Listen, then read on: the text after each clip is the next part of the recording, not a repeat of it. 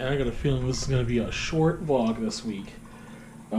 Mainly because it's just really cold. It's projected to be really cold, and it is Sunday, and I haven't recorded anything for the vlog until today, until right now.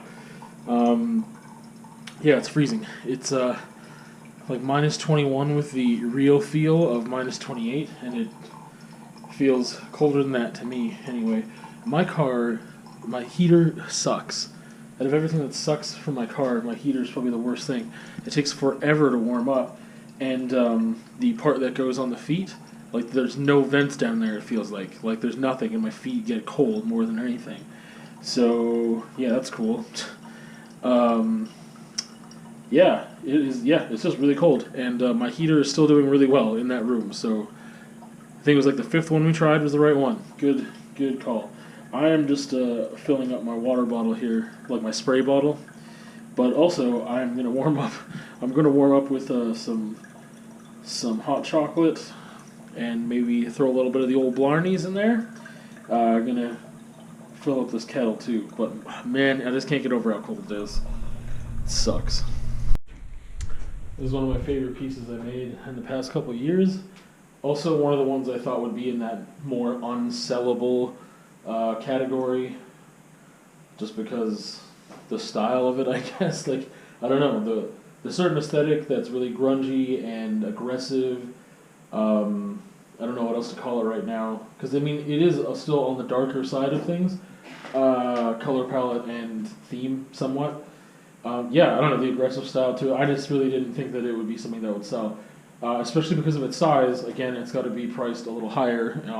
And so I was selling it for $100, and someone purchased it. So about a year and a half after I made it, I mean, I don't advertise it like every day or not even every week. I mean, it's like once every couple months I probably advertise this one. But yeah, they're coming over right now to pick this beauty up. Happy to see it go. In the past, I probably would have been like, oh, I'm sad to see it go. But I mean, like, no, like, I'm really happy. It's one of my favorite pieces. I really enjoy it, and I'm super happy that someone's going to enjoy it as well. And they have a music studio, so it's going to be in there, and other people will be able to enjoy it there too, and they go there to record and stuff. So yeah, made an interesting connection too with just someone who's local who does recording, mixing, mastering, engineering, sound stuff. Maybe I'll have to use their services in the future. So the background world, there it is. See you later. Oh, it's freezing. I can't imagine being stuck out in this weather in any form, whether it's like due to homelessness or just, I don't know, stranded in any sense. Ugh. I feel very fortunate because I don't have to be stuck in this weather unless I choose to be for a couple of times. Well, I guess whatever. Yeah, I don't have to be stuck is the point. Something else. Well, there's no way to get around this. I'm super frustrated. I'm super annoyed. It's 10 to 10. It is Sunday night. I wanted to be home hours ago, and I could have been home hours ago. I started the Artist Life podcast, I don't even remember when now, hours ago, and it wasn't going to take me longer than an hour to do, and I figured that, like I pretty much knew that, as much as I could know anything anyway, and I got like 80% done, and I got to the epilogue, and I was answering a question that someone had asked me on Instagram that was going to be part of the epilogue, and I thought of... There was a quote that Brother Ali had said that was very pertinent to my answer. Like, I wanted to play off of that quote, and I wanted to share that quote and answer the question with it, and then my own thoughts on the quote and whatever else. And I couldn't remember the quote because it's really, really, really long, and I didn't want to just give the spirit of the quote. I wanted to actually quote it and then talk about it and then expound on it. And so I just eventually started just looking. I was like, oh, well, I'm in the studio right now, as you can see. I am not at home, and my quote book is at home. I don't have like a digital, and this makes me think, maybe what, I need to take a picture of all my pages in my quote book? Like, what if my quote book burns? And then maybe I should have a digital copy of it somewhere somehow. It's like, what do I do? Just take a picture of every single page and then keep it in an album called Quote Book? Maybe that's what I gotta do. Why not? Maybe I'm gonna go do that at home right now so this never freaking happens again. So, anyway, I got that quote from an interview, like an article that I had read, where Brother Ali was being interviewed, and he talked about this thing, and I wrote it down a long time ago, and it has been years and years and years, and I knew some of the key words, and I tried searching it up, and I just couldn't find it. I spent over an hour, an embarrassing amount of time, on my phone. It would have been quicker for me just to drive home, get the quote book, and drive back. It would have been quicker, and I would have been home by now. But I was like, I'm not going to do that. It's freezing outside. I'm not going to go and get in the car and go all the way home. Like, I need to do laundry tonight, and I need to go to work tomorrow morning. I need to edit the vlog, or not the vlog, I need to edit the podcast tonight too, because it needs to go out on Tuesday morning, and I don't think I'm going to have any time to do that later. So it's like, oh, cool, looks like another late night for me, when I didn't have to have a late night. I had so much time today so that it wouldn't be a late night. I could have started the podcast earlier too, but there were other factors at play. I knew I'd have enough time to do the podcast and then go home and do laundry and still have time to relax a little bit and edit the podcast. Like, I had time. But that extra hour and whatever, hour and a half that I spent looking for that, reading all these other interviews, oh my goodness. This just speaks to my inability sometimes to just, I couldn't see a solution in front of me because I needed to finish the episode of the podcast. This is the other thing with not having as much time, is I didn't get a chance to do the podcast earlier. It ended up being Sunday again, which is usually the day it happens now. Usually that's not a problem because I can go home, I can edit it real quick. It doesn't take that long, put up the podcast, and that's it. I know this one's going to take a little more editing because of things that happened, and I have to edit some stuff out where I stopped and started and couldn't think of something and whatever. The whole experience is really annoying. Not always under my control because my memory isn't under my control a lot of the time. And I was just kind of expressing stuff, and then I couldn't think of the conclusion that I was trying to come to at one point for a segment, and then the Brother Ali quote thing happened. But anyway, my inability to find a solution.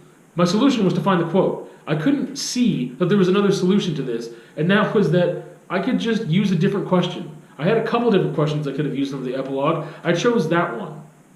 And the simple solution, which would have saved me an hour and a half, is to just say, oh, I'll just save that for later. I'll go home, I'll look at the quote, and I'll use that for next week's epilogue.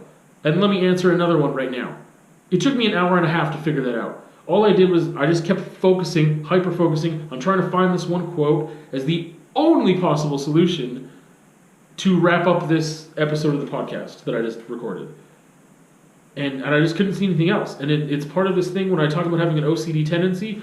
To me, that's I just needed to. I couldn't leave it. I just couldn't leave it.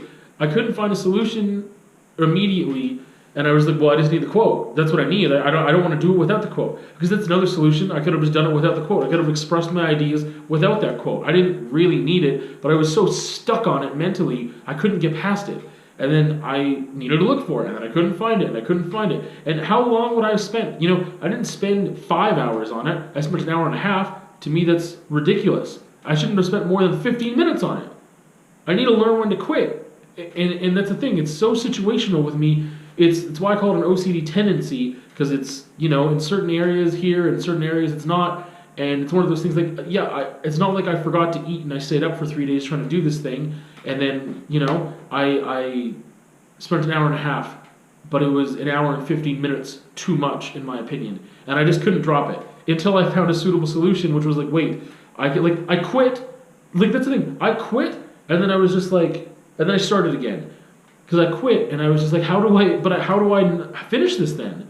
How am I supposed to finish this? So then I thought, I just have to finish it without the quote. That's just what I have to do. I just have to finish it without the quote and just use my thoughts without the quote. It's not going to be a supplemental thing in there. I just have to provide my thoughts on the question. And then I started to do that even. I started recording it, and I was like, wait a second, I could just use a different question. It's embarrassing how stupid I feel right now, and just how long it took me to come to that. Usually I problem solve really well. I'll say, usually I do. But then there's times like this where I get so stuck on one idea, I can't see the forest for the trees. I just can't see anything else. And when that happens, other people notice usually. Like sometimes it happens in an argument or someone's trying to present an idea to me and I just can't hear it. Like I just can't. And then I calm down a bit and then I see it. I don't know what solution there is unless I can force myself to calm down first and be like, okay, wait. Are there other solutions here? Like that's a simple question, but I don't even ask that to myself. Are there other solutions to this problem? I just think this is the problem. This is the solution. How do we get there? I can think of different ways to get to that solution. I tried a couple different things and I couldn't get to it, but there's more than one solution sometimes. Holy smokes. Some quick thoughts while I'm driving here. I don't remember how long ago it was, 2 or 3 weeks ago maybe, or longer, where I was having a conversation with, with the boys in the band, or the band that used to be. We just call it Six Buckets, but you don't know what that means. Anyway, and someone brought forth to the table just ideas about, why can't a bad day just be a bad day? Like, why do we always have to attribute something to it, whether it be a mental illness or just that everything's out to get you or that this is going to keep happening. I don't recall the rest of the conversation right now, but I just remember that idea being introduced, like, why can't a bad day just be that, just that, a bad day and that's it. And I was thinking about that yesterday, especially, and the day before a little bit, because I had a couple bad days in a row. I mean, that's the thing. Sometimes a bad day can make me start falling down the rabbit hole of, oh, there's going to be more bad days, and every day is going to be bad, and this bad day makes me think of all the bad things that are coming forth in the next few weeks or months. Not necessarily bad things that I know about, but just like sometimes it induces the anxiety of, I don't know. I don't know what's happening in the next little while. I don't know if it's going to be okay.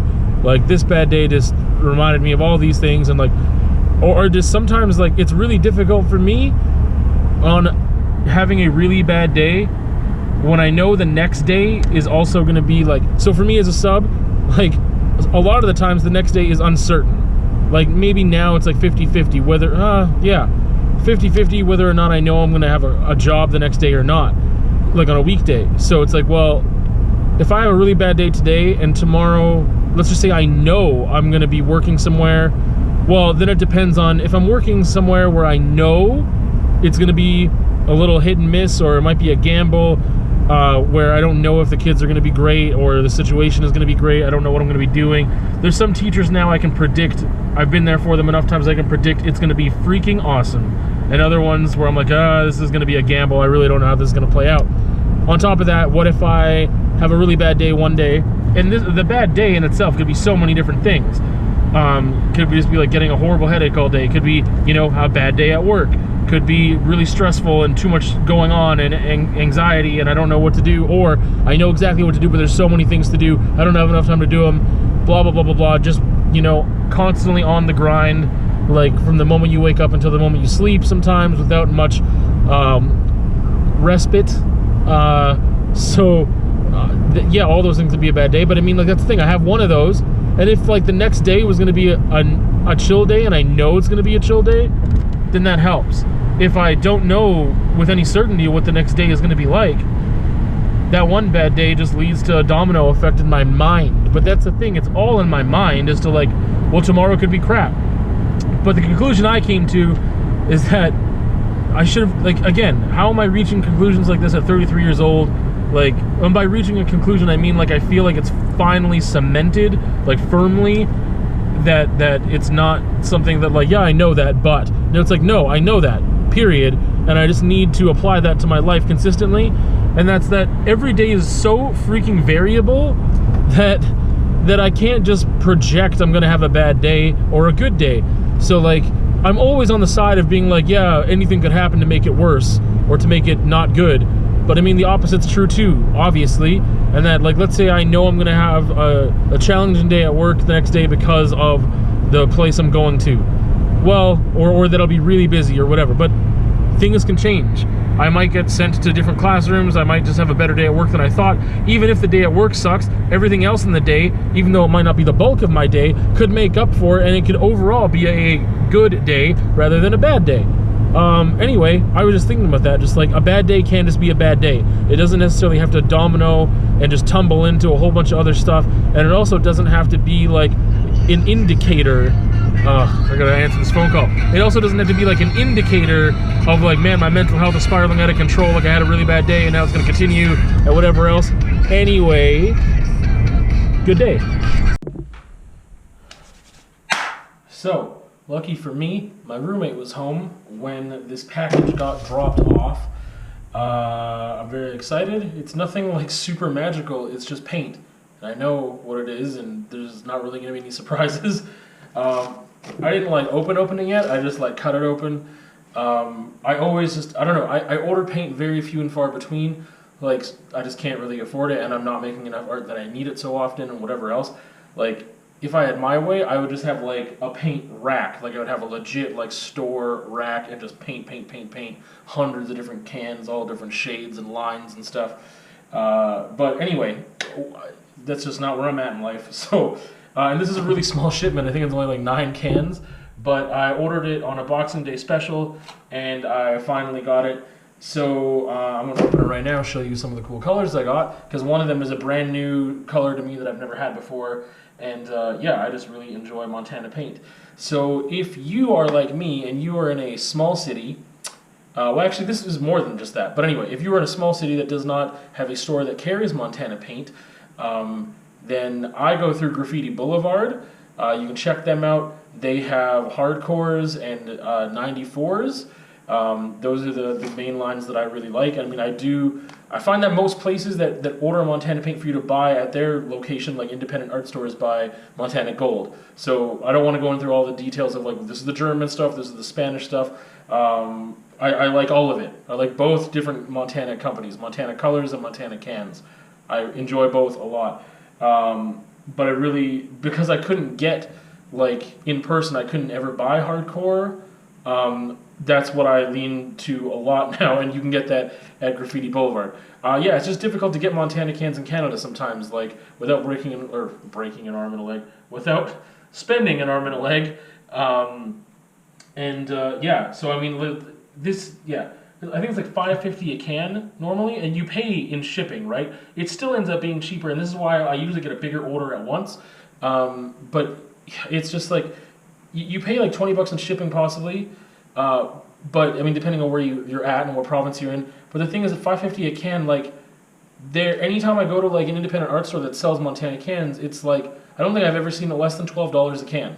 Like, between $12 and like even $15 a can, which is crazy high. I mean, the paint is amazing and really good, but I mean, if I can get $5.50 a can and then spread that over, like, again, the shipping, maybe $20 if I buy like 20 something cans, it works out to be cheaper, and so much cheaper. Anyway, I'm going to show you what I got here. I really love ordering from them. Here's one of the 94s I got. I just got like this thing it's more of like this translucent kind of thing going on here with that red. I can't remember what it's called now. It's not called shadow, but it's like the line that is this kind of I don't know how to explain it. It's just this nice translucent thing going on that I really enjoy. I needed some black. That was the main reason I needed to get an order. So nothing too special about the black. I needed just some basic red, so I got that going on. I want to get to the well, no, there's a couple things in here that I've actually never played with before. But we'll get to those in a minute. Teal, I thought I needed, and actually I don't need because I actually have half a can there. But this is like indigo blue, which I'm just going to call turquoise, not teal. I don't know why I said that. Oh, that's one of those ones. Hold up. I needed some gold because I ran out of gold completely. As for my metallics, I still have a silver, but snap, show stand. I didn't have a copper either. I ran out of that, finally.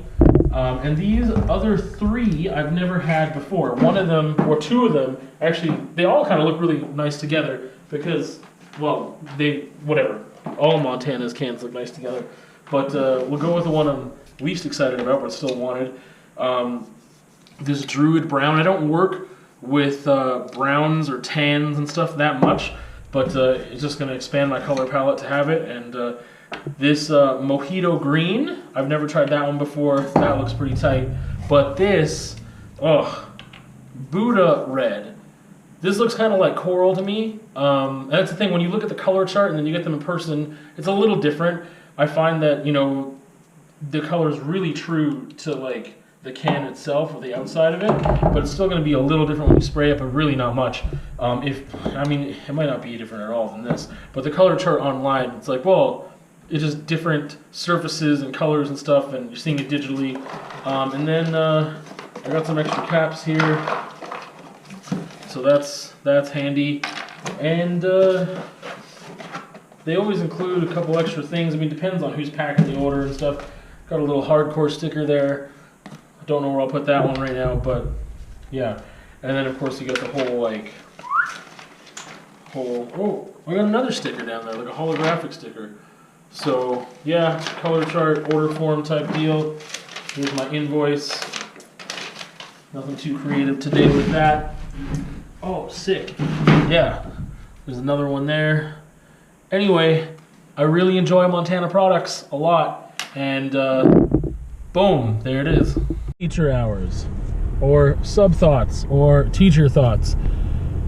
I went to a middle school today. I'm still in the parking lot. It's cold. I'm just letting my car warm up a little bit before I drive on out of here and say good riddance to this place for good. I was subbing at a middle school today that I've never been to before. It's a new middle school, and it is in an area where there is much more privilege than other areas of the city. And I'm gonna have to cross this one off my list. Not coming back. This is something that I've known about for a long time, but I was thinking about, not this part, the part I'm about to get to, the part I haven't told you yet. I say things backwards sometimes. I've always, okay, I don't even know. I've known for a long time that I have difficulty working in places where there's more money, to be blunt about it. If I'm at a school that is in an area that happens to have a lot of money and they're upper class, it is more difficult for me to get along there because of staff, students, and parents. Mostly it's with students and parents. Sometimes the staff is whatever, they're fine. But the amount of privilege, unfortunately, at times leads to a lot of spoiled children and spoiled parents and handing down certain values and beliefs and things. I mean, one of them is just entitlement, the belief that everything should just be your way all the time without any thought or regard for other people. Just a certain type of selfishness, but mostly an entitlement to have things without working for them sometimes. Unfortunately, there is just more of that. I mean, I think it correlates and makes sense. Not saying every student, every parent with money, like, no, not saying that at all. It is not a blanket statement. It is just statistically what I have found in my experiences in my life, that there's more of that, and I have a really hard time with that. I have a really hard time handling that. And I was just thinking when I was walking out of the school, like, there's so many parts of me that have been like, I just want to go to a private school. I don't want to deal with this or that or the other thing. Because every time I think of going to private school, the other thing that happens that goes along and correlates with things like money sometimes is more academic-driven students. More students who want to be there. I know that this is a very nuanced thing, that obviously there's students who are just fighting for survival on a day-to-day basis. They don't know where they're going to sleep the next day. So obviously they don't want to be at school. Or you know, there's obviously an economic thing. There's certain things that come along with that.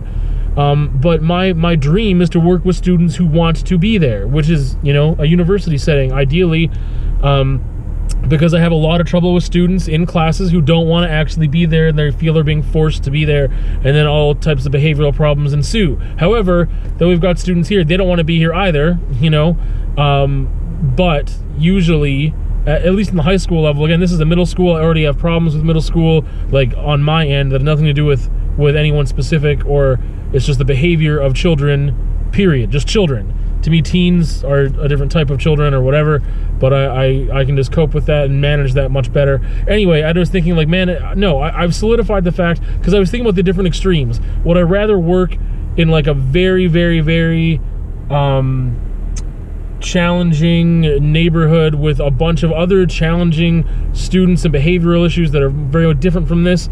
I'm like, no, I would just rather the middle of the road. Like, I would much rather, if I had an option of three things, of like one extreme or the other on the economic scale, and then the middle ground. I much rather prefer the middle ground. That's why I like working in schools that are in, you know, areas of the city that are not as well off, but they have programs like IB programs that draw students from other areas of the city to that school. There's just a big mix. I like having a big mix. I like more academic students. I also like students who just need help in other areas of life that I can relate to, and I don't mind students that are having a difficult time. It's just an attitude thing, and whatever. I came to the conclusion, for sure, I would much rather work with students who are somewhat, I mean, I guess in some regards, both of these extremes are a victim of circumstance, because children with tons of money at home, and again, with parents who spoil them, who do not teach them to work for things, do not teach them that, you know, entitlement is something that you don't have a right to unless you've worked for these things or whatever. Yeah, that's a victim of circumstance too, in a way. But I can much rather deal with the victim of circumstance on the opposite end, where, you know, these students are having a very difficult time in life, that they don't have their basic needs met, and I can reach them, and I can tolerate them and even enjoy them much easier and on another level than if I were to work with students like I was today, just on a subbing like capacity, but trying to work with students that are, overall, the majority of them in the school were incredibly entitled, spoiled, selfish, had no regard for rules, etc. That's really difficult for me to deal with. So if I was having a teaching position in one area or the other, a middle ground is great, but I would much rather be at the extreme of students in poverty than on the other end of the spectrum. Yo, that is it for the week. Giving you the outro to the vlog right now, because that's all I got. So there is a conversation about why or how people forget that I'm brown. So that's cool. And there's a companion piece to that, which is a story time about my experiences with being a victim of racism. They go together. If you're going to watch and or listen to one of them, you may as well do both, because they overlap, and there's some things that go into detail in one video that I don't go into the other, but I reference it from the other video, like my knowledge being white and how I have white privilege as well, and I explain that in those videos. So you can check those out, but those are the only two videos this week, other than the vlog. Yeah, the conversation and the story time, and that's really all I have for you. Man, I just did those other two videos like back to back, so my voice is a little whatever, and I'm a little bit like, oh, I've been in the mode of talking and talking and talking, and I had everything to say, and now I'm trying to do this outro. I have, like, what do I say? I feel like I have to have more to say, even though I don't really have more to say. And with that, we'll see you another time. Bye.